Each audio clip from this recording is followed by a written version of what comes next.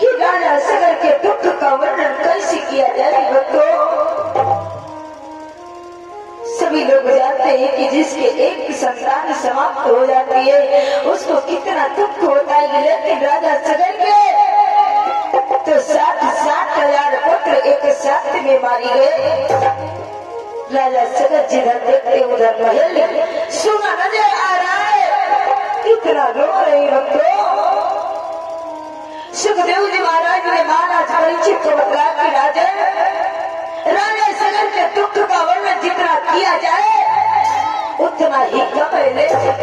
यहाँ पर हमें दुख का वर्णन नहीं करना है, बल्कि अब ध्यान दो इन 60,000 पुत्रों का उद्धार कैसे हुआ। राजा सगर को तो भी धीरे धीरे चिंता सता गई। राजा सगर सोचते मेरे पुत्र मंगट में पड़ी हुई है, उनका उद्धार नहीं हुआ है, इनका मैं उद्धार कैसे करवाऊं, इनका दाह संस्कार कैसे करूं। भक्तों 60,000 पुत्रों का दाह संस्कार भी करना कोई आसान काम नहीं था। जब एक चिता जलानी पड़ती है तो कितना प्रबंध करना पड़ता है, जरा सोचिए। जिस पिता को 60,000 चिताओं का प्रबंध करना पड़ेगा तो होगा क्या बंधु। आज राजा सगर इसी चिंता में डूबे हुए, ज्यादा दिन तक जी नहीं पाए राजा सगर।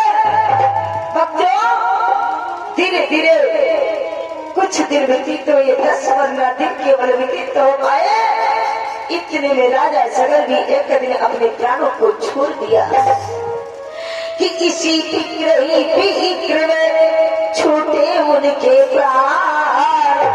असमंजस उनकी जगह हुए नरपति कुर्बान। अब तो जो प्रथम रानी का पुत्र था जिसका नाम था असमंजस, जब राजा सगर भी समाप्त हो गए तो राजा सगर के बाद राजा असमंजस हुए जो अयोध्या के राजा हुए भक्तों। लेकिन असमंजस को भी यही चिंता हो रही है कि मेरे 60,000 भाई मरघट में पड़ी हुई है, अभी तक उनका उद्धार नहीं हुआ है। एक दिवस कुल गुरु वशिष्ठ जी के पास जाकर के रो करके निवेदन करने लगे, गुरुदेव कृपा करो मेरे भाइयों को उद्धार होने का कोई उपाय बता दो। हे गुरुदेव, अरे सुनो कि गुरुदेव गरीब गुलाम आज, कि गुरुदेव गरीब गुलाम आज, अपनी दुर्गति पारी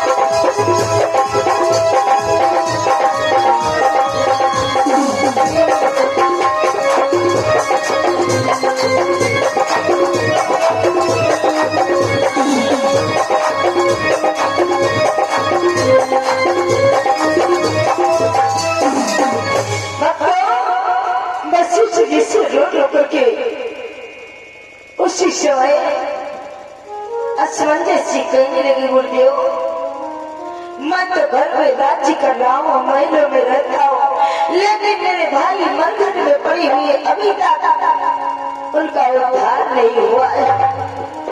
इसलिए हे गुरुदेव मेरे भाइयों के उद्धार होने का कोई मार्ग बता दो।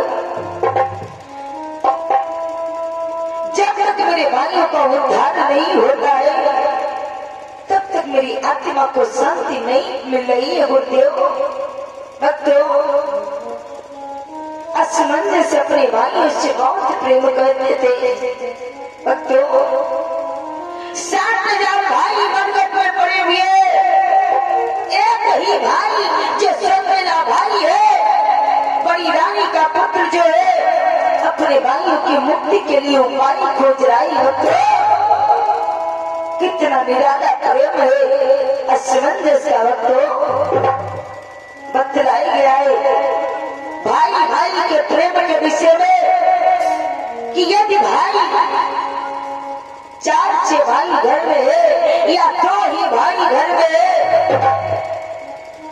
घर में क्यों ना यदि कारणवश भाइयों में फूट रहती हो, भाई भाई से अनबन रहता हो, लेकिन अगर कहीं एक भाई आपत्ति में घिर जाता है, बीमारियों से गिर जाता है, मुसीबत में पड़ जाता है, और यदि कोई भाई घर में बैठता है, अगर वो जान लेता है कि मेरे भाई के ऊपर ये संकट आ गया है, तो वो चैन नहीं पड़ता है। भाई वो भाई अपने दूसरे भाई की रक्षा करने के लिए चल ही देता है। इसलिए कहा गया है, कवियों ने रचित किया है, तो शब्दों में कहना है कि काहे मन मिया करनी ला गई, काहे मन कैसी धरी जा,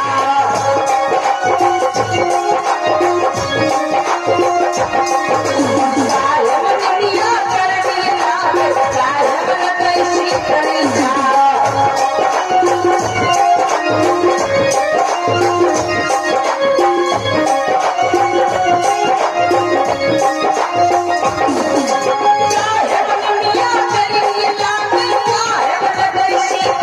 Yeah.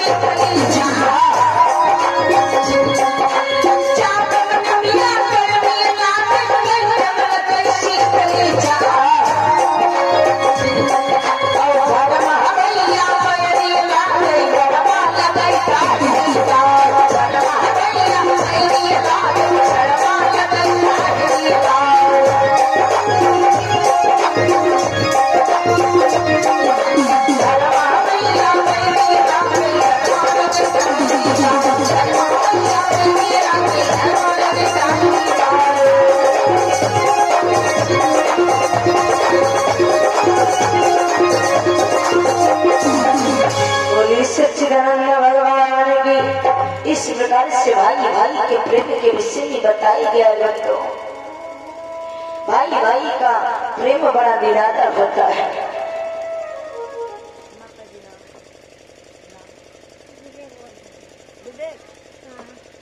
और ये विवेक भैया जी के द्वारा 101 मुद्राएं भगवान के श्री चरणों में श्रद्धानुसार समर्पित हुई।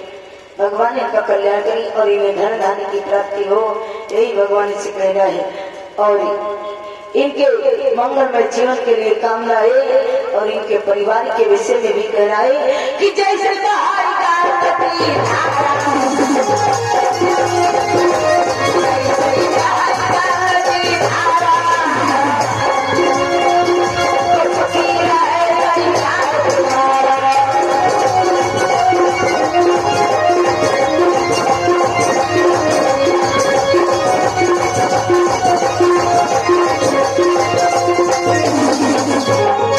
सच्चिदानंद भगवान भैया जी नाम बता दो। अब जब हम बोल रहे हैं तब तुम हमको बताओ रहो। अब जब हम पूछे थी तो मुआ भाग गए। आओ जरूरत चले आओ।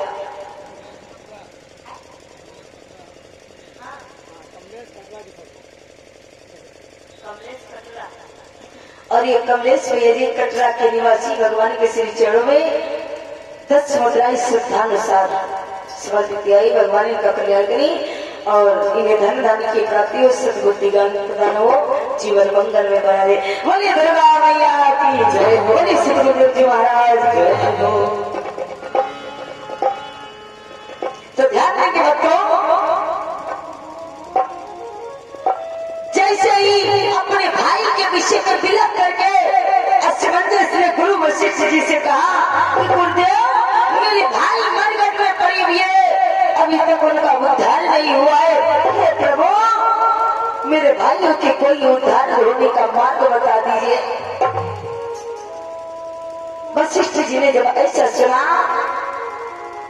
तो उसी समय वशिष्ठ जी राजा असमंजस से कहने लगे, हे राजन ध्यान दो, अगर तुम्हें अपने भाइयों का उद्धार कराना है तो तुम्हें एक कार्य करना होगा। असमंजस ने कहा क्या? वशिष्ठ जी ने कहा अपने भाइयों के मुक्ति है गंगा को इस पृथ्वी पर लाना पड़ेगा। बोले प्रभु ये गंगा कौन है, कहाँ है गंगा जो मैं गंगा को पृथ्वी पर लेकर के आऊंगा? वशिष्ठ जी ने कहा गंगा इस समय ब्रह्मलोक में है, ब्रह्मा जी के कमंडल में गया। अगर अपने तपोबल के द्वारा गंगा को पृथ्वी पर ला सको तो तुम्हारे भाइयों के साथ साथ सारे संसार का कल्याण हो जाएगा। बोले प्रभु ये गंगा पतित पावनी गंगा अगर ब्रह्मलोक में है तो ब्रह्मा जी के कमंडल में ये पहुंची कैसे? असमंजस जी को बड़ा अचंभा महसूस हुआ। बोले प्रभु मुझे आप बतलावे कि गंगा ब्रह्मा जी के कमंडल में कैसे पहुंची? ब्रह्मा जी बोले कि ये राजन, कि ये राजन ध्यान दो, जिस समय बावन अवतार धारण करके परम पिता परमात्मा कमलापति भगवान विष्णु राजा बलि के द्वार पर 3.5 कदम पृथ्वी कान में लेने के लिए जब पहुंचे, उसी समय जब राजा बलि ने 3.5 कदम पृथ्वी कान में दे दिया, संकल्प कर दिया और जिस समय बावन भगवान विराट रूप धारण करके पृथ्वी को नापने लगे, 3 पग में 3 लोगों को नाप लिया जा, तीसरा पग ब्रह्म लोक में पहुंचा।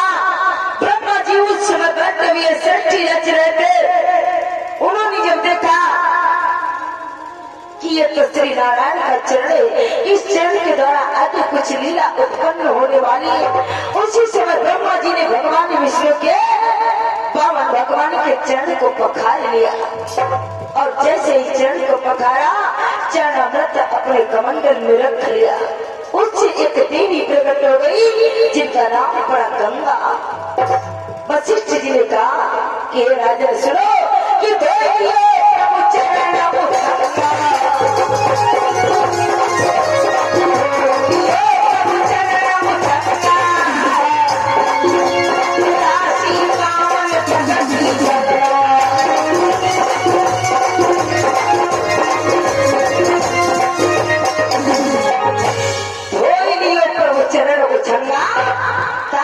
पावन प्रगति गंगा।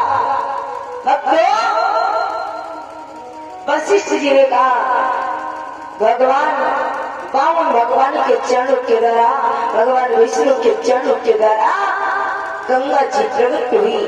इस कारण गंगा जी भगवान विष्णु की पुत्री कहलाई। असमंजस के समझ में नहीं आया। असमंजस ने कहा वो कैसे प्रभु? तो उसी समय वशिष्ठ जी ने गौर बात कहलानी और बोले हे राजन सुनो कि प्रभु चरण में गंगा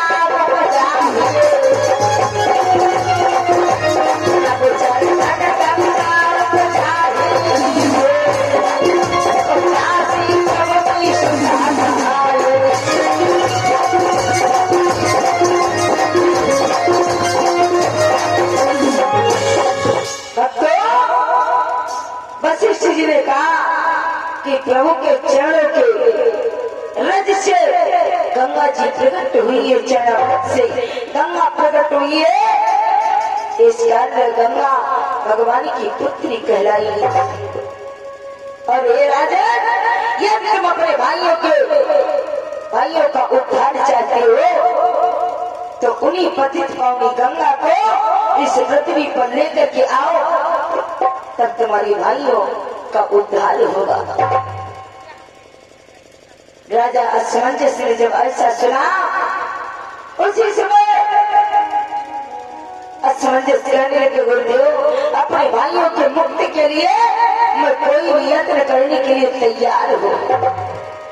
तुरंत राजा असमंजस अपने महलों में पहुंचे और राज्य छोड़ करके वन के लिए प्रस्थान हो गए तपस्या करने के लिए। और जैसे वन में पहुंचे राजा असमंजस तपस्या करने के लिए जैसे समाधि लगा करके बैठे असमंजस श्री नारायण भगवान विष्णु को ध्यान करने लगे। द्वादश मंत्र का जाप करने लगे। ओम नमो भगवते वासुदेवाय। इस मंत्र का जैसे ही जाप किया उसी समय बड़ी जोर से एक बिजली कड़कने की आवाज हुई और उसी आवाज के साथ साथ एक दूसरी आवाज आई तो वो थी आकाशवाणी। तो आकाशवाणी ने राजा असमंजस को बताया कि राजा तुम वन में तपस्या करने आई हो, अपना समय व्यर्थ में मत गवाओ और चलो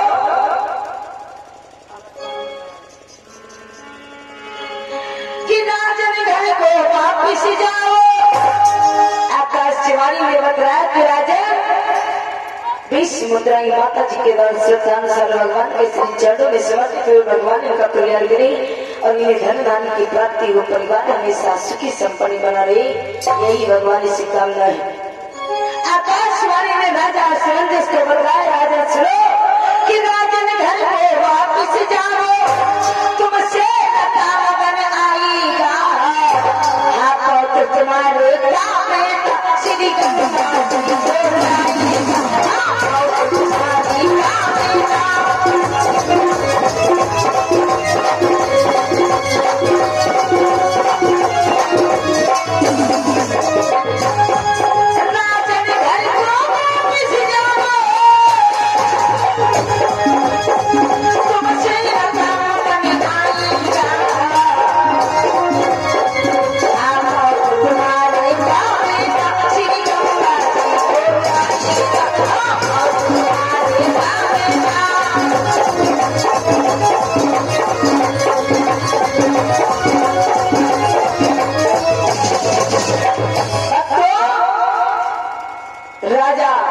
असमंजस जी को आकाशवाणी ने बतलाया कि राजन, जिस कार्य तुम तपस्या करने आई हो, फिर तुम्हें अपना समय मत गवाओ, घर को वापस लौट जाओ।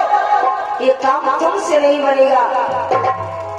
गंगा जी को इस पृथ्वी पर तुम नहीं ला सकते, बल्कि तुम्हारी जो पोती का पुत्र होगा वो इस पृथ्वी पर गंगा को लेकर के आएगा।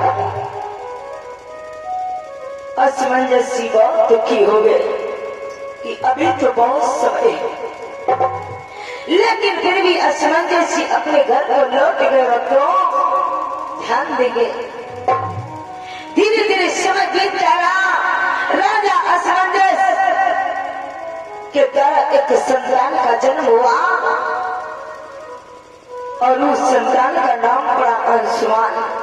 भक्तों ध्यान देंगे, जो आकाशवाणी ने बताया है कि तुम्हारे पोते के द्वारा, पोते के पुत्र के द्वारा गंगा इस पृथ्वी पर आएंगी। ध्यान देंगे, असमंजस के पोते के पुत्र कौन हुए? भक्तों गंगा है। बोले दुर्गा मैया की, बोले सतगुरुदेव जी महाराज की। भक्तों, राजा असमंजस के घर में कुछ दिनों के बाद एक संतान जन्मी जिसका नाम पड़ा अंशुमान। भक्तों लेकिन हुआ क्या कि इतना सुने असमन जैसे लौटे, कि इतना सुने असमन जैसे लौटे, फिर अंशुमान मेरे पाल हुए।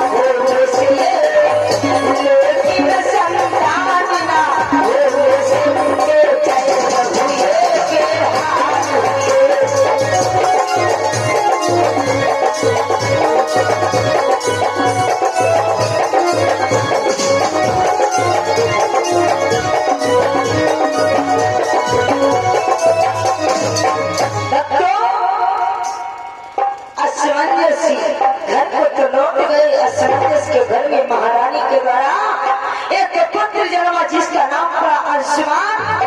धीरे धीरे समय बीतता रहा। तो अंशुमान का जब विवाह हुआ, ध्यान देना बच्चों शब्दों की तरफ, अंशुमान का पुत्र असमंजस का पुत्र अंशुमान हुआ। समय बीतता रहा, विवाह हुआ, धीरे धीरे काफी समय बीत गया, लेकिन अंशुमान की पत्नी के द्वारा कोई भी संतान नहीं जन्मी। अब तो अंशुमान को दुख होने लगा, क्या मेरा वंश यहीं से समाप्त हो जाएगा? दुखी रहने लगा अंशुमान। एक दिन वशिष्ठ जी से जाकर के उपाय पूछी, गुरुदेव कोई उपाय हो तो बताइए, अन्यथा मेरे ही बात मेरा वंश यहीं से समाप्त हो जाएगा। वशिष्ठ जी ने उपाय बतलाई, जाओ हे राजन, घर को वापस लौट आओ और मैं तुम्हें उपाय बतलाता हूँ। यदि 21 दिनों तक तुम नंदनी गाय की पूजा करोगे, श्रद्धापूर्वक वैराग्य को धारण करके ब्रह्मचर्य का पालन करते हुए, तो नंदनी गाय के आशीर्वाद के द्वारा तुम्हारे घर में संतान का जन्म होगा। भक्तों, असमंजस ने गुरुदेव के बताए हुए अनुष्ठान को पूरा किया।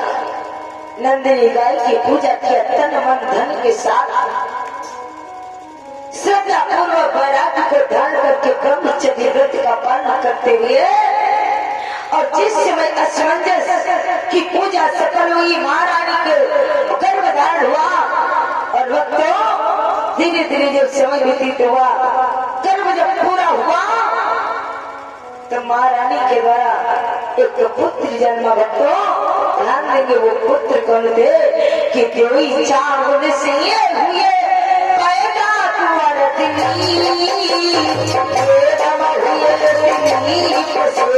भागीरथ कुल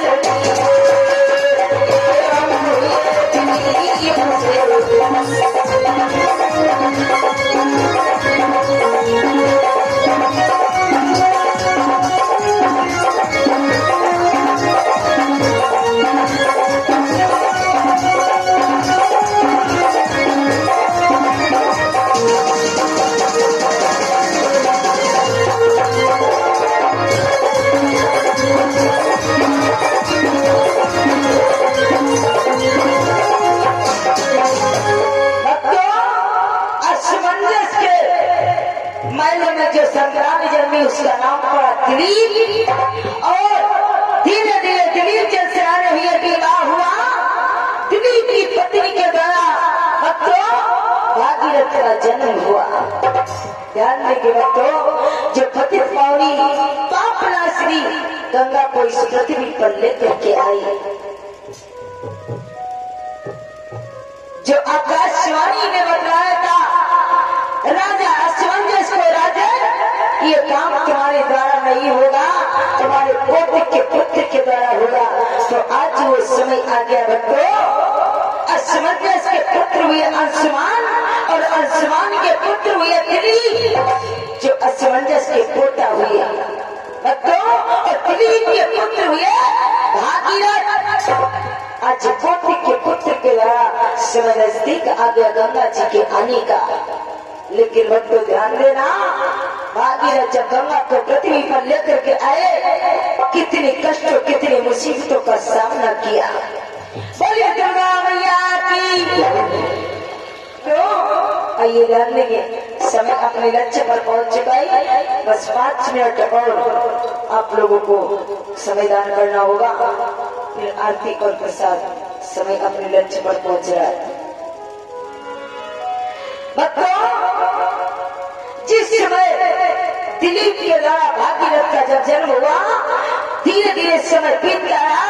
जब 12 वर्ष की अवस्था के भागीरथ हुए तो भागीरथ को जब मालूम हुआ कि हमारे पूर्वज मरकत में पड़ी हुई अभी तक उनका उद्धार नहीं हुआ है और मेरे ही द्वारा गंगा इस पृथ्वी पर आई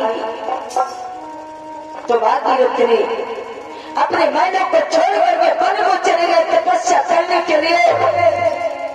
भक्तों 12 वर्ष की अवस्था के थे ही भागीरथ लेकिन तपस्या करते करते 12 ही वर्ष और बीत गए।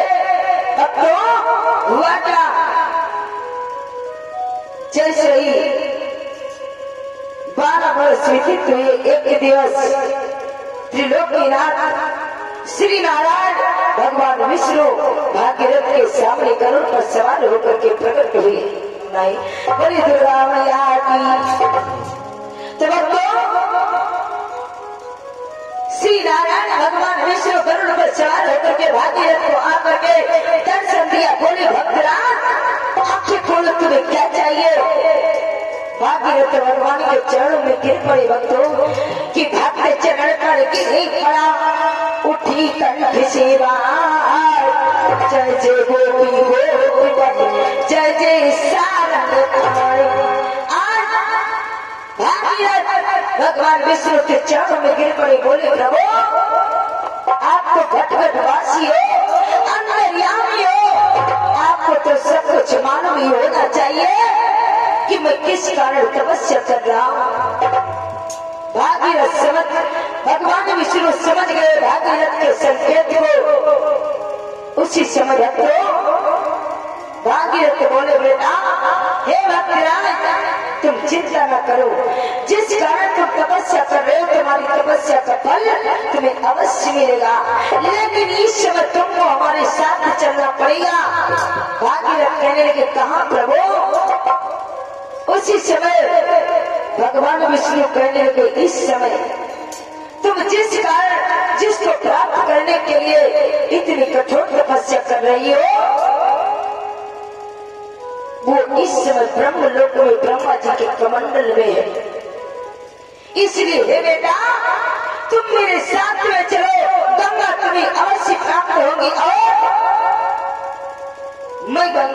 तुम्हारे साथ नृत्य लोक को भेजूंगा। सुनो बेटा, आज जैसे ही भगवान विष्णु ने ऐसा कहा, भागीरथ चल पड़ी भगवान विष्णु के साथ, पहुंच गए ब्रह्मलोक और ब्रह्मा जी से जाकर के भगवान विष्णु ने आज्ञा दिया कि हे ब्रह्मा, मेरी पुत्री गंगा को मेरे सन्मुख बुलाओ। ब्रह्मा जी ने जैसे ही भगवान विष्णु के ऐसे शब्दों को सुना, तुरंत गंगा जी को बुलाया और भक्तों हुआ क्या कि श्री विष्णु देव जन भागीरथ, कि श्री विष्णु देव जन भागीरथ, तब ब्रह्म लोक में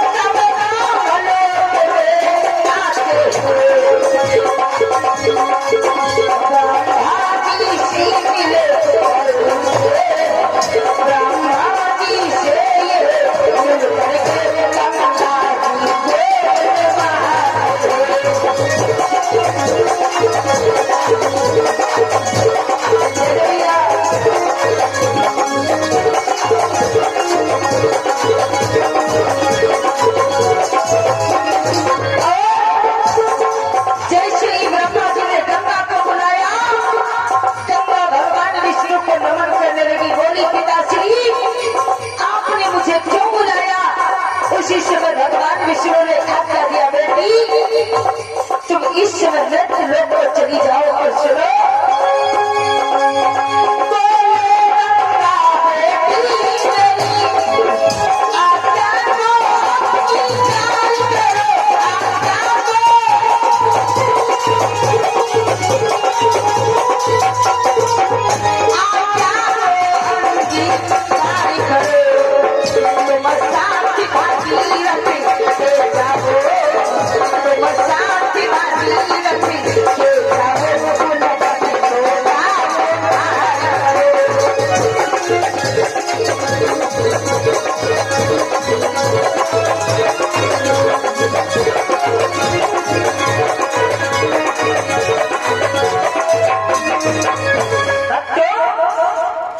गंगा जी आई, भगवान विष्णु ने कहा, बेटी ये भागीरथ पृथ्वी लोक से आई हुई है और तुम इनके साथ पृथ्वी पर चले जाओ मृत्यु लोक को। और बेटी पृथ्वी पर जितने पापी प्राणी निवास करते हैं सभी का तुमको उद्धार करना है, सभी को मुक्ति देना है, यही तुम्हारा काम होगा।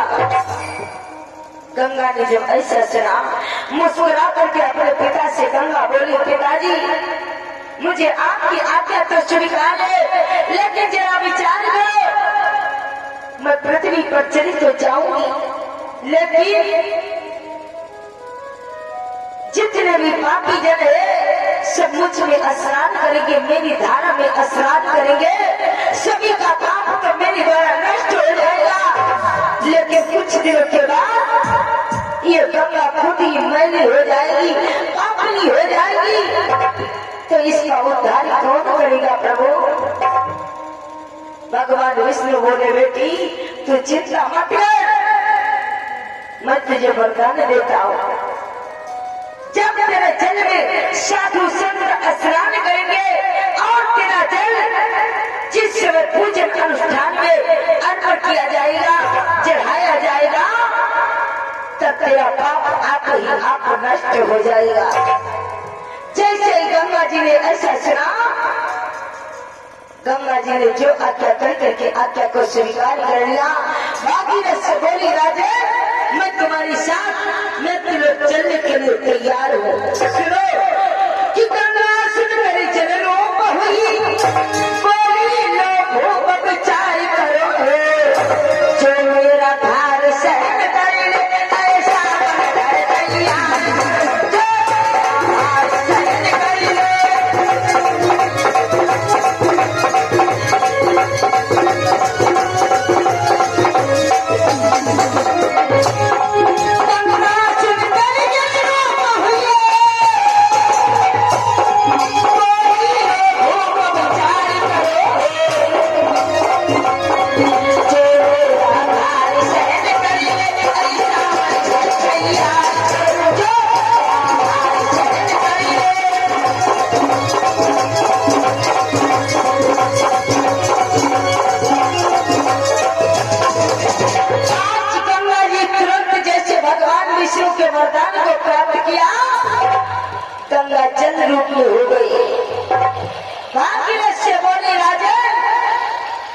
मेरी धारा को देख लो, कहीं भयभीत मत हो जाना।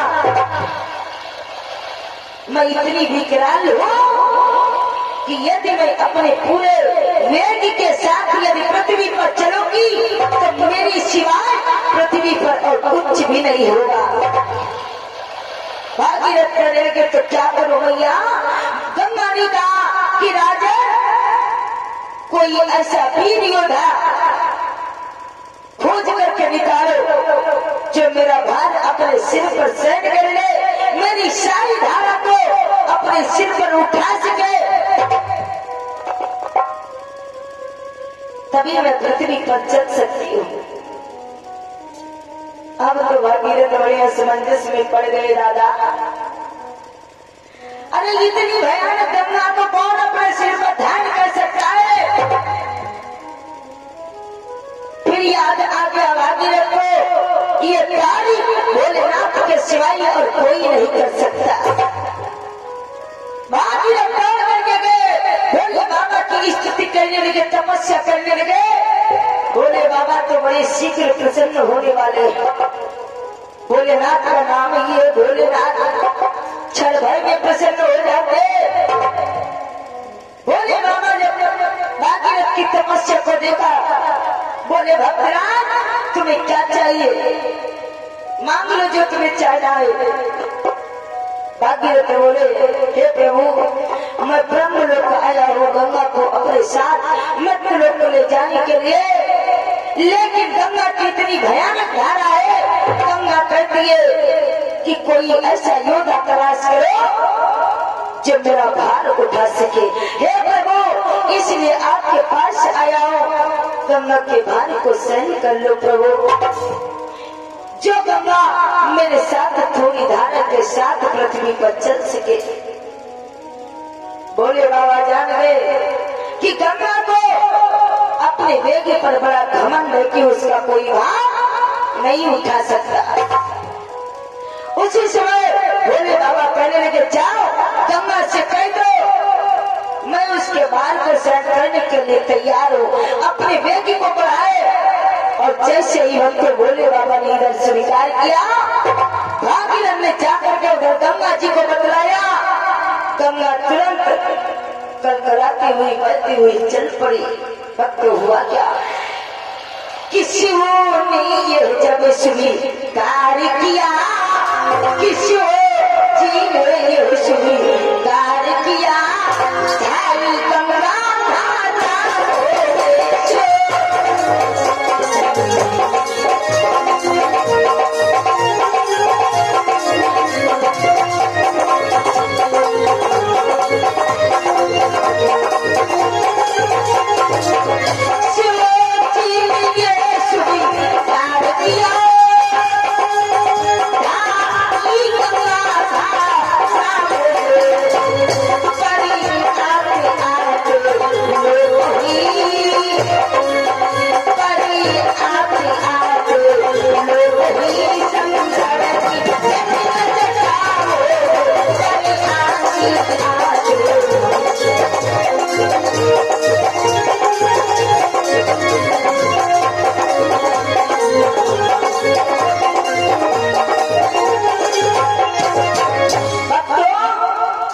जैसे भोले बाबा ने कहा ठीक है मैं गंगा का भार अपने सिर पर उठाऊंगा। भागीरथ ने आकर के गंगा को बतलाया। गंगा जी ने अपने वेग की धारा को छोड़ दिया।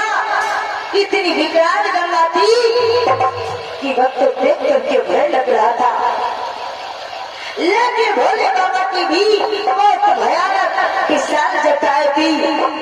भोले बाबा ने अपने लट को छिटक दिया और जितनी भी गंगा की धारा आती जा रही है सारी की सारी धारा भोले बाबा के जटा में समाप्ति चली जा रही है। धीरे धीरे गंगा की सारी धारा आप समाप्त हो गई। भोले बाबा ने उसी समय उठाई अपनी लड्डू को और अपने सिर पर जटा में बांध लिया और जय जय गंगा जी को अपने जटाओं में रख लिया। भागीरथ देखते हैं कि अब तो गंगा एक भी बूंद गंगा का जल बचा ही नहीं। भागीरथ रोने लगे, बोले प्रभु हे बाबा, अरे ये तुमने क्या कर दिया? मैंने तो केवल सिर्फ गंगा का भार उठाने की बात कही थी, आपने सारी की सारी गंगा को अपने लट में रख लिया। अब मैं क्या करूं? उसी समय भोले बाबा ने भागीरथ के करुण भाव को जब देखा, साधारण में सहज में एक लठ निकाल करके पृथ्वी की ओर छोड़ दिया। भक्तों, उसी से इतनी विकराल गंगा जी इस पृथ्वी पर बहती भक्तों। और ये बात तो सच है, अगर सारी गंगा पृथ्वी पर आ जाती तो पृथ्वी पर महाप्रलय मच जाता। भागीरथ एक लठ के द्वारा जो विकराल गंगा आगे बढ़ी, उनको लेकर के चल पड़े। भागीरथ थोड़ा ही आगे चल पाए थे, इतने में हिमालय पर्वत ने उनको रोक लिया।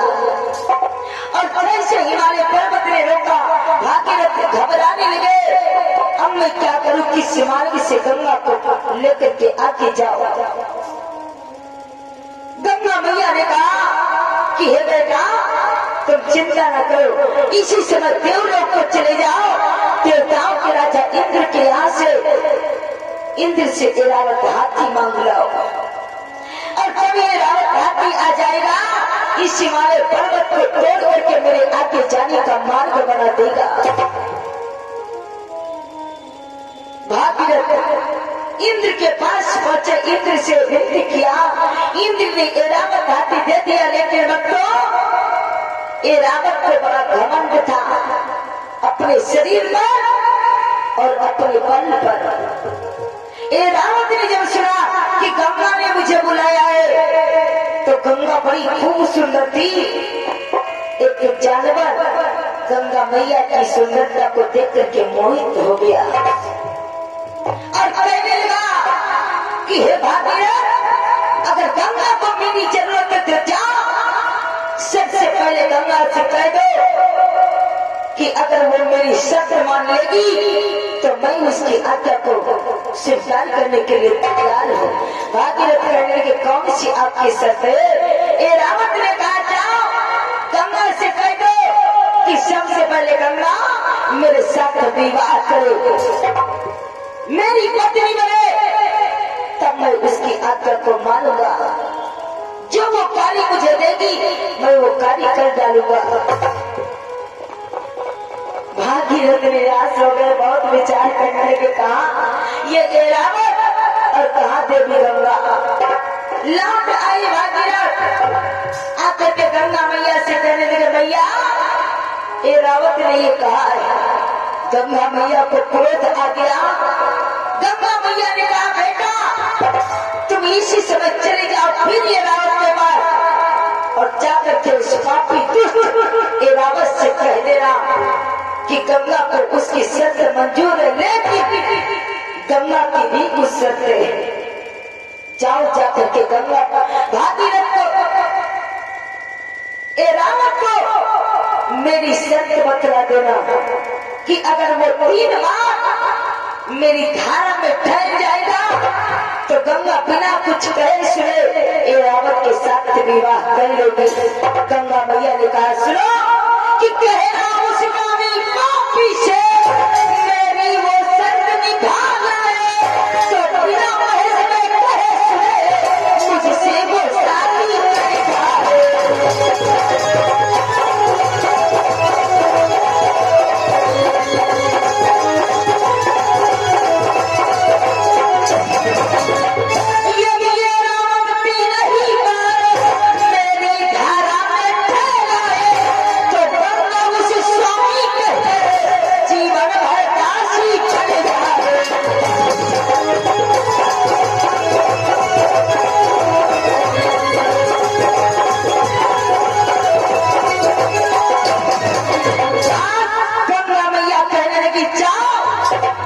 उस पापी से कह देना मुझे उसकी शर्त मंजूर है, लेकिन गंगा जी को सत्य जाकर के ये रावत से कह देना कि अगर गंगा की सत्य मान लेगा, मेरी धारा में 3 बार ठहर जाएगा, तो मैं उसके सत्य को स्वीकार कर लूंगी और मैं उसके साथ विवाह कर लूंगी। भागीरथ पहुंचे, एरावत को बतलाया। एरावत ने तुरंत गंगा मैया की सत्य को स्वीकार कर लिया और झूमता हुआ अहंकार में चल पड़ा गंगा मैया के पास, जहाँ हिमालय पर्वत पर तो खड़ा हुआ था।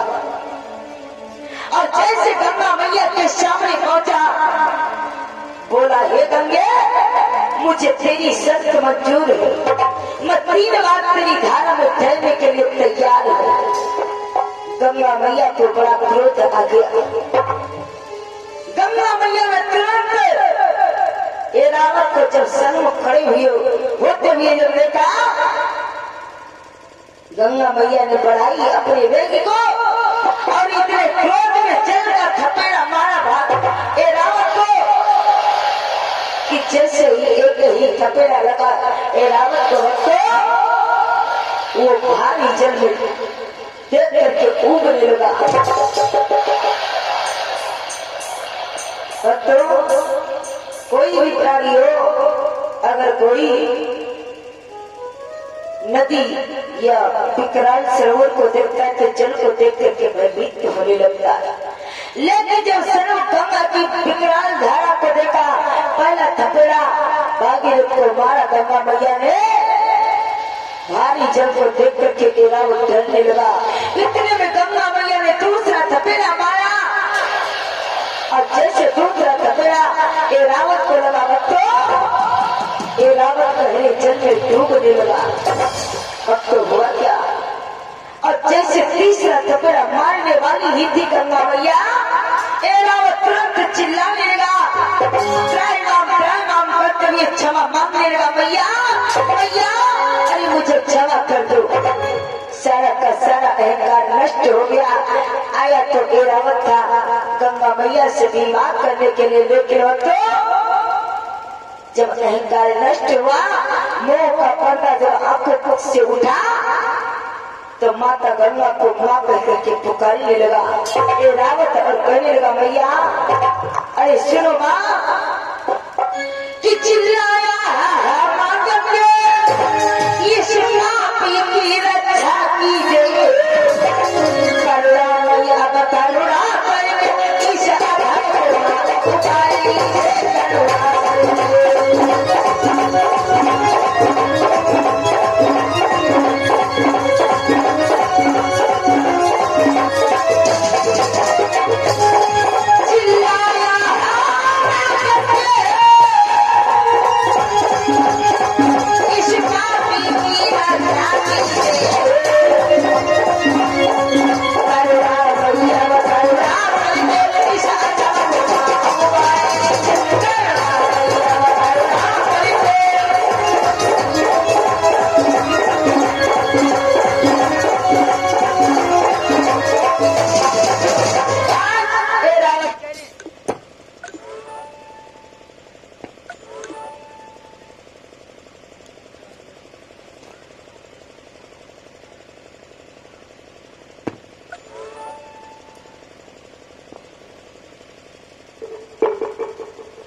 बोली गंगा मैया की, बोली शंकर भगवान की।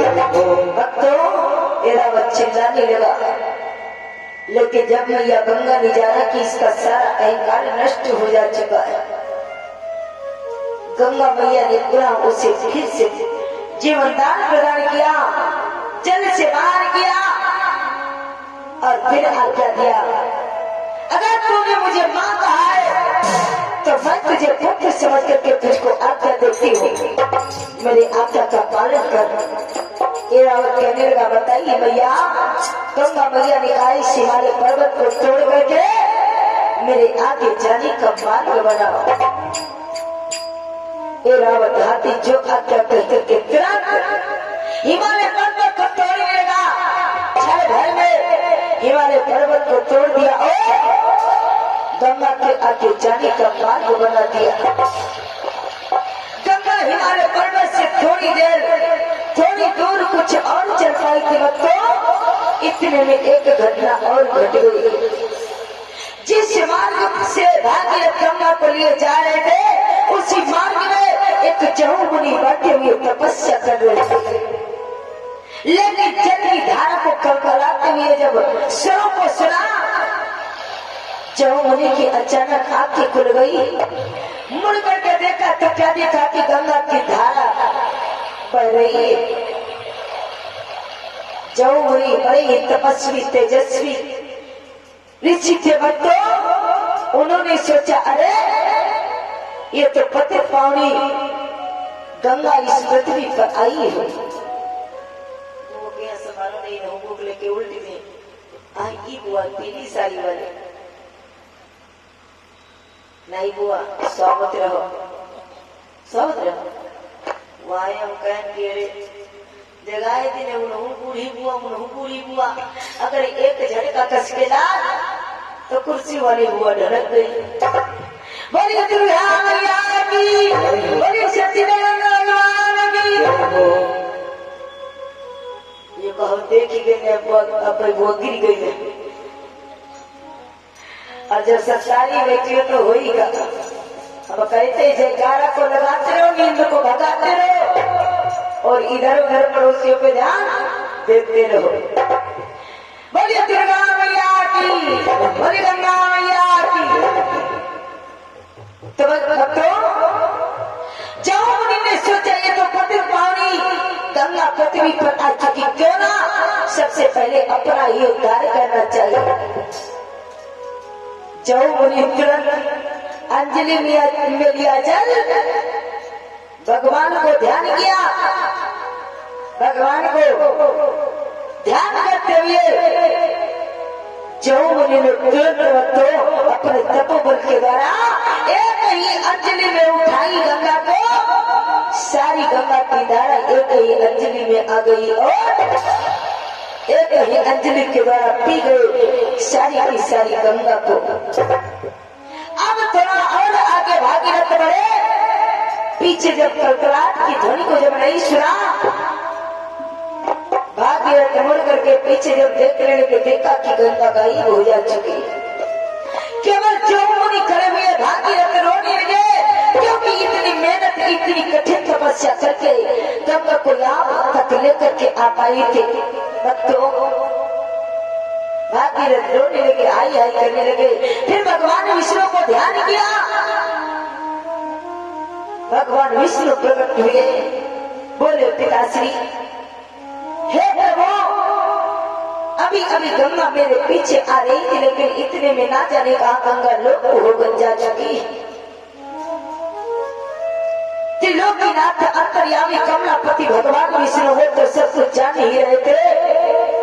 आगे बढ़ करके भगवान विष्णु जौ मुनि से बोले, मुनिराज इस बेचारी दुखियारी भागीरथ के धन को जब तुमने हरण कर लिया है, तुम नहीं जानते कि भागीरथ कितनी मुसीबतों का सामना करके गंगा को यहाँ तक ले आ पाया था। और तुमने सारी की सारी गंगा को अपने उदर में रख लिया है। इसलिए मुनिराज मैं आपसे निवेदन करता हूँ, विनती करता हूँ, गंगा को पुनः फिर से पृथ्वी पर प्रकट करो। अब तो जौ मुनि असमंजस में पड़ गए। बोले प्रभु अब आप तो जानते ही है, यदि मैं गंगा को अपने मुख के द्वारा पूरा फिर से बाहर करता हो तो गंगा झूठी हो जाएगी। भगवान ने कहा फिर कोई अन्य उपाय नहीं है। जौ मुनि कहने लगे, यदि मैं गंगा को अपने मर्म स्थान से बाहर करता हूं तो गंगा अछूत कहलाएगी। अब आप ही बताओ प्रभु मैं क्या करूं। भगवान विष्णु जान गए उसके मन की व्यथा को, उसके मन के विचारों को समझ लिया। उसी समय अपने चक्र सुदर्शन को आज्ञा दिया। भगवान विष्णु और चक्र सुदर्शन को आज्ञा देकर के भगवान ने कहा, इस जौ की जंगाओं को चीर करके पुनः फिर से गंगा को प्रकट करो। चक्र सुदर्शन चला, जो मुनि की जान को चीर करके पुनः फिर से गंगा जी को पृथ्वी पर प्रकट किया। तभी से गंगा जी का एक नाम और पड़ गया, जाऊनी गंगा। अब तो गंगा जब पुनः फिर से पृथ्वी पर प्रकट हुई, भागीरथ लेकर के गंगा को खुशी खुशी चल पड़ी।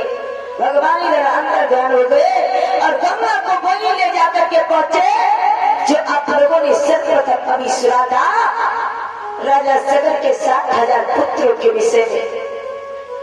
60,000 पुत्रों ने जो अपने क्रोध के द्वारा पृथ्वी को खोदा था, उसी विशाल कुंड में ले जाकर के भागीरथ ने गंगा जी को स्थान दिया। भक्तों, आज भी जो राजा सगर के 60,000 पुत्रों के द्वारा खोदा हुआ कुंड था, उसी में गंगा जी को स्थान दिया। गंगा और राजा सगर का नाम एक में मिल करके चलता है तो जो कि बोला जाता है गंगा सागर। सारे तीर्थ बार बार और गंगा सागर एक बार। बोलिए गंगा मैया की। और उसी कुंड में कपिल मुनि के श्राप के कारण राजा सगर के 60,000 पुत्र जो मर जा चुके थे, समाप्त हो जा चुके थे, उनका उद्धार हो गया। और आज भी जो भक्त श्रद्धापूर्वक जाकर के गंगा जी में स्नान करता है, गंगा सागर की तीर्थ यात्रा करता है, स्नान करता है, उसके सारे पाप नष्ट हो जाते हैं और अंत समय वो परम धाम की प्राप्ति करता है। बोलिए सच्चिदानंद भगवान की, बोलिए गंगा मैया की। अब आइए दो बार भगवान का नाम बोले, फिर आरती के लिए तैयार हो जाएंगे सभी लोग। सभी लोग मीठी मीठी तालियों के साथ सभी बोलेंगे कि ओम नाम वंदना हरि ओम नाम वंदना, ओम नाम वंदना हरि ओम नाम वंदना, अंजलि वंदना दीवार वंदना, वंदना दीवार वंदना, ओम नाम वंदना हरि ओम नाम वंदना, ओम नाम वंदना हरि ओम नाम वंदना, ओम नाम वंदना हरि ओम नाम वंदना, अंजलि वंदना दीवार वंदना।